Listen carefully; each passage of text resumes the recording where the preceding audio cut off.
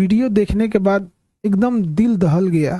किसी परिवार के लिए इससे कठिन दौर क्या आ सकता है। भगवान इस कठिन दौर से निकलने के लिए उनको सहन शक्ति दे। इतनी भयानक स्थिति और इतनी कठोर स्थिति में वो कैसे निकल पाएंगे लोग। इस घटना के बाद पता नहीं कैसे परिवार सहन करेगा इसको।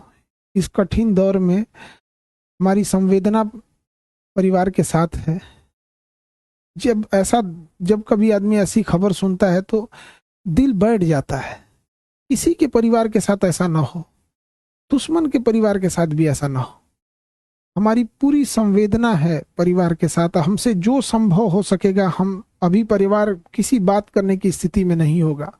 हम इस चीज को समझ सकते हैं कि किसी के साथ ऐसा ना हो, लेकिन हमसे जो प्रयास होगा, हमसे जो कहेंगे लोग, हम वो हर संभव मदद करने को तैयार हैं, चाहे जो कुछ वो कहेंगे।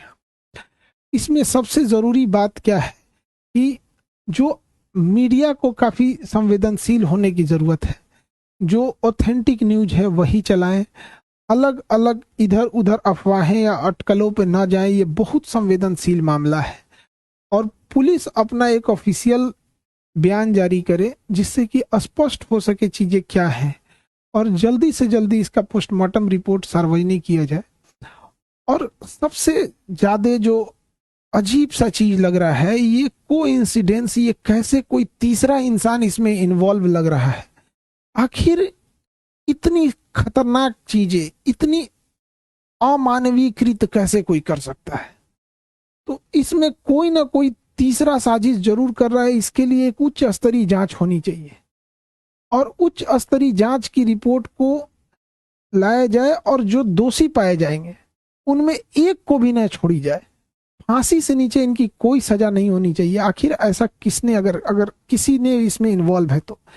अभी न्यूज में पता चल रहा है कि अलग अलग न्यूज अलग अलग चला रहे हैं। कृपया करके न्यूज वालों से भी हाथ जोड़कर विनती है। कोई कहता है कि मिर्गी की दवा खाई, एक दूसरा न्यूज देखो तो कोई कह रहा है कि शराब, कोई अलग न्यूज दिखा रहा है, कोई कुछ न्यूज दिखा रहा है।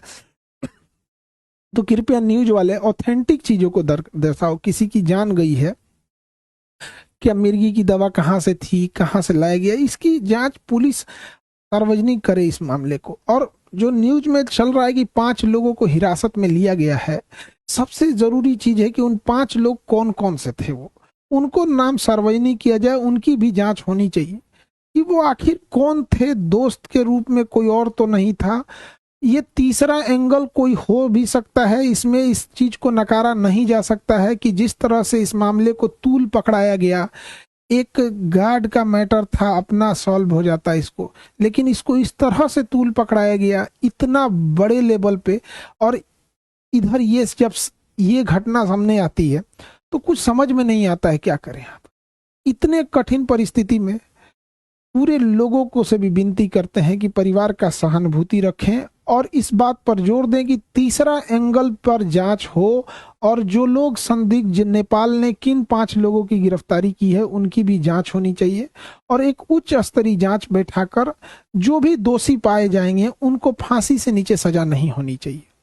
देखिए, जो इंसान अब पुण्य आत्मा अब दुनिया से चली गई, भगवान उनको शांति दे, लेकिन यदि इसमें जो इन्वॉल्व है उसको पुलिस पकड़ लेती है या उच्च स्तरीय जांच में आती है तो कहीं ना कहीं ये उचित रहेगा। इस कठिन परिस्थिति से अजीब सा समय ले आ देता है। कभी कभी समय इंसान को ऐसे जगह लाके खड़ा करता है ना, जहां इंसान को कुछ समझ में नहीं आता है क्या हो रहा है। ये समय का चक्र किधर चल रहा है, कौन सी साजिश चल रही है, कौन कौन इसमें इन्वॉल्व हो रहा है, कौन तीसरा इंसान तो नहीं इन्वॉल्व हो रहा है। आखिर वो 5 लोग कौन थे और उसके साथ क्या कर रहे थे। उस पुण्य आत्मा के लिए श्रद्धांजलि देते हैं।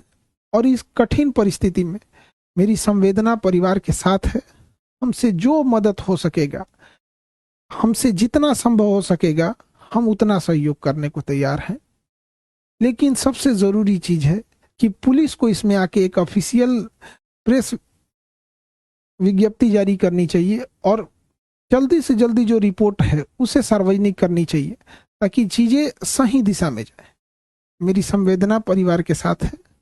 अब ऐसी परिस्थिति में इंसान को कुछ बोलना भी बड़ा अजीब सा लगता है कि क्या इंसान बोले, ऐसा समाज समय कहाँ ले आके खड़ा कर। ये चैनल किसी नेता का नहीं, जानता का है, जानता का है।